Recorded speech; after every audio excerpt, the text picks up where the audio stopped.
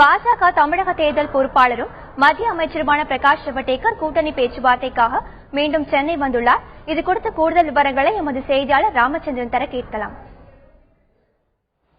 ராமச்சந்திரன், தற்போது பிரகாஷ் ஜவடேகர் சென்னை வந்துள்ளார். இது குறித்த கூடுதல் விவரங்களை சொல்லுங்க ராமச்சந்திரன். நிச்சயமா சுதர்சனா, இந்திய தேர்தல் ஆணையம் இன்னும் சில தினங்களில் தமிழகத்திற்கான தேர்தல் தேதியை அறிவிக்க உள்ளது. இதனையடுத்து கூட்டணி கட்சி தலைவர்களின் கூட்டணி குறித்த பேச்சுவார்த்தை இறுதிக்கட்டத்தை எட்டியுள்ளது என்றே கூறலாம். காரணம், இன்று காலை 10:50 மணிக்கு தமிழக பாஜகவின் தேர்தல் பொறுப்பாளரும் மத்திய அமைச்சருமான பிரகாஷ் ஜவடேகர் இன்று காலை 10:50 மணிக்கு டெல்லியிலிருந்து விமானம் மூலமாக சென்னைக்கு வருகை தந்துள்ளார். இந்த பயண விவரம் ரகசிய அடிப்படையில் வருகை தந்துள்ளார்.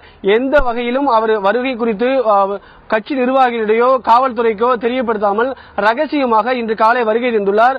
அவர் பொதுவாக வருகை தரும்போது அவருக்கு பாதுகாப்பு வாகனங்கள் வழங்கப்படும். ஆனால் அந்த எந்த வாகனங்களும் அல்லாமல் தற்பொழுது கட்சி கொடிகள் அல்லாத ஒரு வாகனத்தில் ரகசியமாக சென்னை மீனம்பாக்கம் விமான நிலையத்திலிருந்து புறப்பட்டுள்ளார்.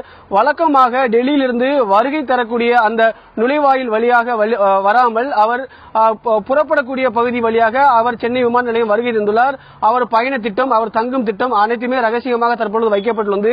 அவர் இன்று மாலை அல்லது பிற்பகலில் தேமுதிக தலைவர் விஜயகாந்தை சந்திப்பார் என எதிர்பார்க்கப்படுகிறது.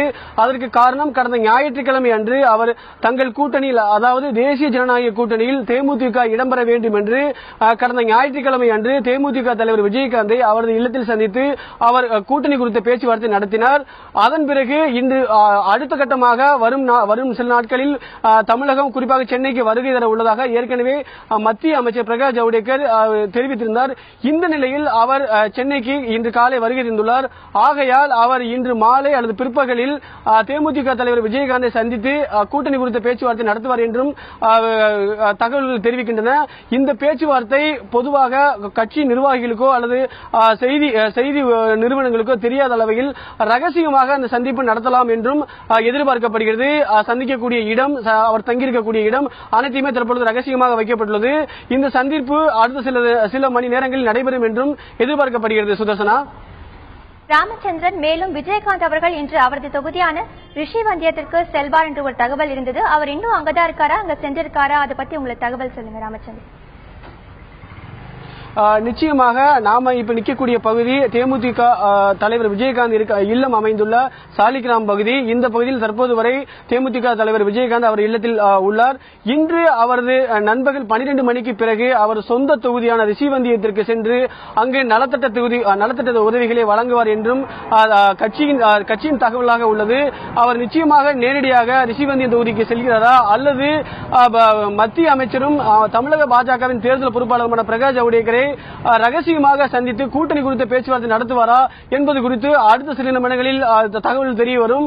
தற்பொழுது வரை தேமுதிக தலைவர் விஜயகாந்தும் அவரது மனைவியுமான பிரேமலதா விஜயகாந்த் தற்பொழுது அவரது இல்லத்தில் உள்ளனர்.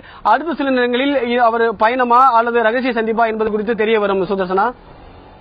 ராமச்சந்திரன், திமுகவும் தேமுதிகவும் கிட்டத்தட்ட கூட்டணி பேச்சுவார்த்தையை முடிச்சிருக்காங்கன்னு ஒரு தகவல் வந்திருக்கு. இதை பத்தி உங்களுக்கு விவரங்கள் ராமச்சந்திரன்.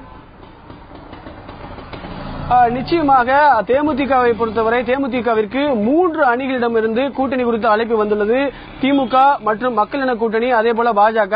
ஆனால் தற்போது வரை மக்கள் நல கூட்டணியும் பாரதிய ஜனதா கட்சியும் வெளிப்படையாக நேரடியாக தேமுதிக தலைவர் விஜயகாந்தை அவரது இல்லத்திலோ அலுவலகத்திலோ சந்தித்து கூட்டணியில் இடம்பெற வேண்டும் என்று நேரடியாக சந்திக்கின்றனர். ஆனால் இதுவரை திமுக தரப்பிலிருந்து வெளிப்படையாகவோ ரகசியமாகவோ சந்தித்ததாக தகவல் இல்லை.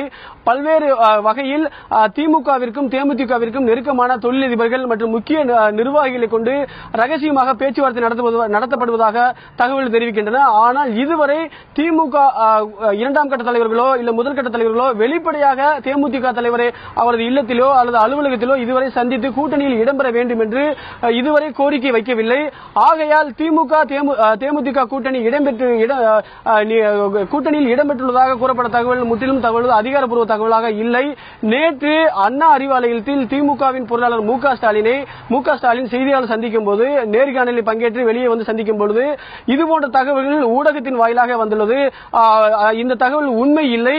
மேலும் திமுக கூட்டணியில் தேமுதிக இடம்பெற வேண்டும் என்று மீண்டும் அவர் அழைப்பு விடுப்பதாகவே தெரிவித்தார்.